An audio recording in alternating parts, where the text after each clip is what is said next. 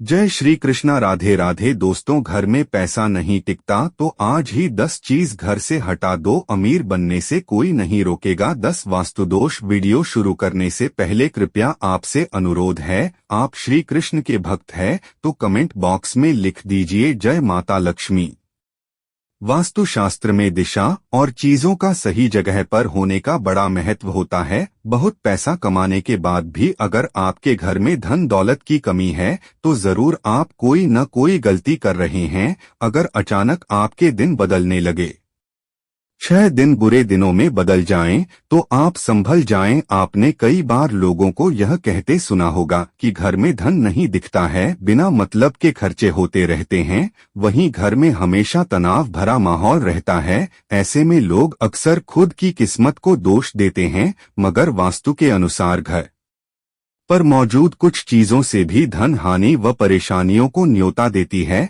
अगर आपके साथ ऐसा होने लगे तो अपने ही घर में रखी चीजों पर ध्यान दें। घर में मौजूद हर चीज से सकारात्मक या नकारात्मक ऊर्जा निकलती है। ऐसे में इन घरों में रहने वाले लोगों पर इन ऊर्जाओं का असर निश्चित रूप से होता है। नकारात्मक ऊर्जा वाली कोई चीज घर में हो तो व्यक्ति को मानसिक, आर्थिक और शारीरिक तीनों तरह की परेशानियों का सामना करना पड़ेगा। ज्योतिष शास्त्र से लेकर वास्तु शास्त्र में सुख, समृद्धि और सकारात्मकता के लिए कई तरह के नियमों के बारे में विस्तार से बताया गया है। कई लोग वास्तु में बहुत विश्वास करते हैं और अपने घर का सारा सामान वास्तु के अनुसार रखते हैं, जिनका पालन करना बेहद जरूरी है। कई बार एक छोटी सी वस्तु से ही व्यक्ति का भाग्य रुका रह जाता है या उसको किसी प्रकार की विपत्ति का सामना करना पड़ता है। याद रखें, निर्जीव वस्तु में अपनी एक ऊर्जा होती है।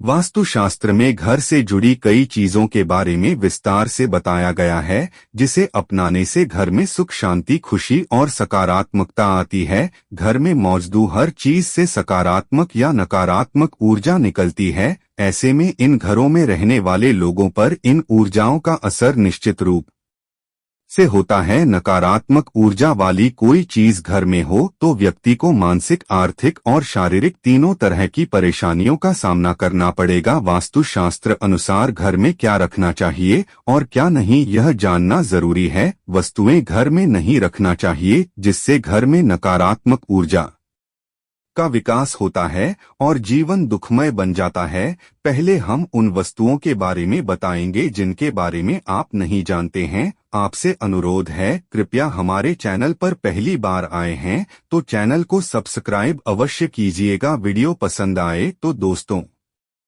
के पास शेयर जरूर कीजिएगा।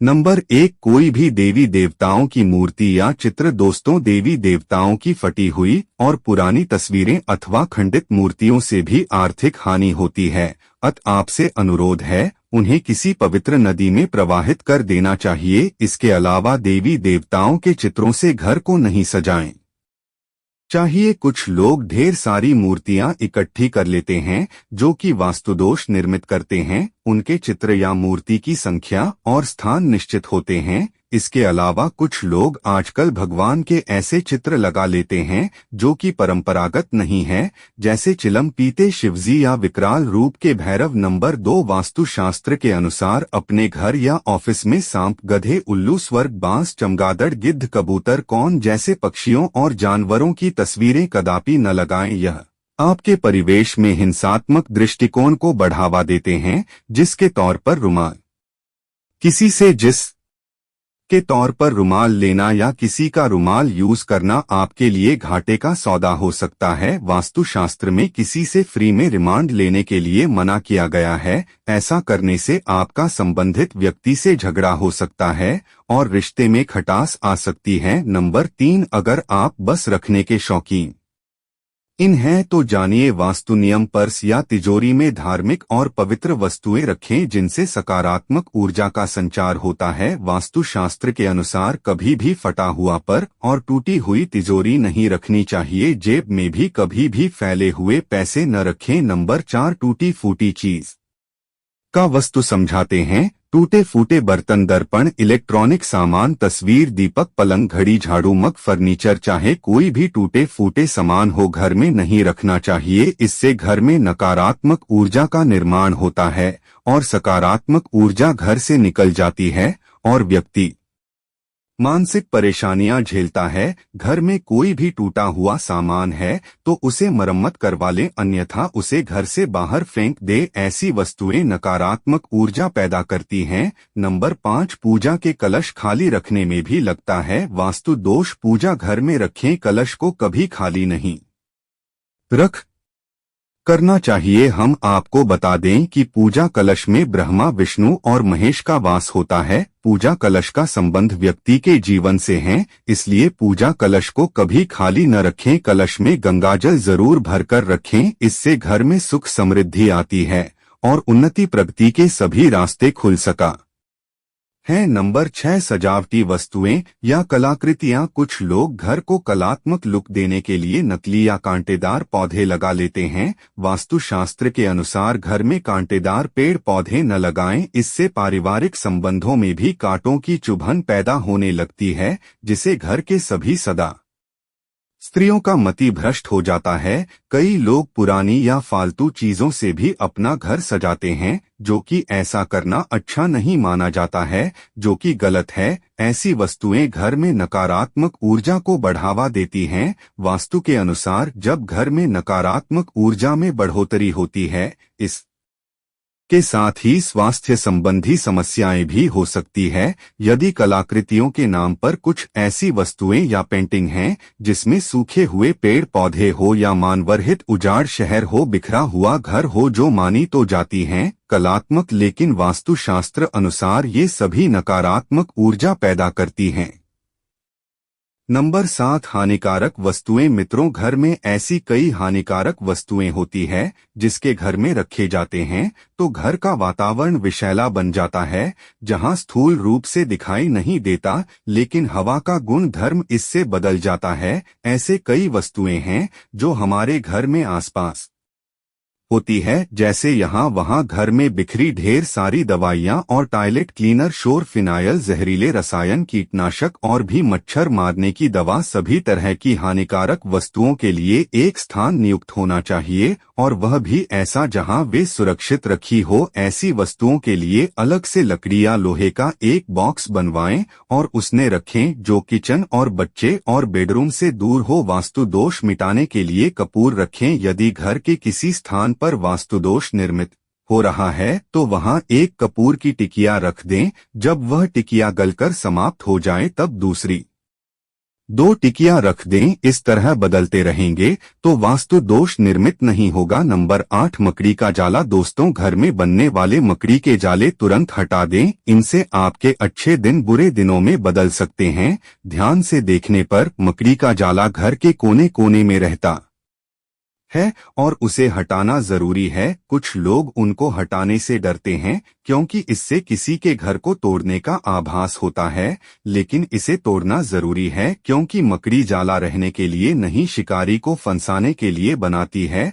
माना जाता है कि यह जाला होना तो अनुचित ही है। माचिस अग्नि का प्रतीक है, ऐसे में किसी से माचिस लेना मतलब घर में अशांति फैलाना है। फ्री में माचिस लेने से घर के सदस्यों के मन में क्रोध पैदा होती है, वह अशांति का माहौल बना रहता है। नंबर 9, पत्थर नगर। दोस्तों, आपने देखा होगा कि कई लोग अपने घर में अनावश्यक पत्थर, अंगूठी, ताबीज या अन्य इसी तरह के सामान घर में कहीं रखकर भूल जाते हैं या छोड़ते हैं। यह मालूम नहीं रहता है कि कौन सा पत्थर या न फायदा पहुंचा रहा है और कौन सा पत्थर और नग नुकसान पहुंचा रहा है, इसलिए इस तरह के सामान को घर से बाहर निकाल दें। मित्रों, वास्तुशास्त्र के अनुसार एक छोटा सा पत्थर भी आपके भाग्य को दुर्भाग्य में बदलने की क्षमता रखा है। यदि यह घर में रखा है तो इसकी पूजा धीरे धीरे आपके घर के वातावरण को बदलकर रख देगी। नंबर 10, सोफा, कुर्सी और टेबल। मित्रों, आपके घर में टूटी हुई चेयर या टेबल पड़ी है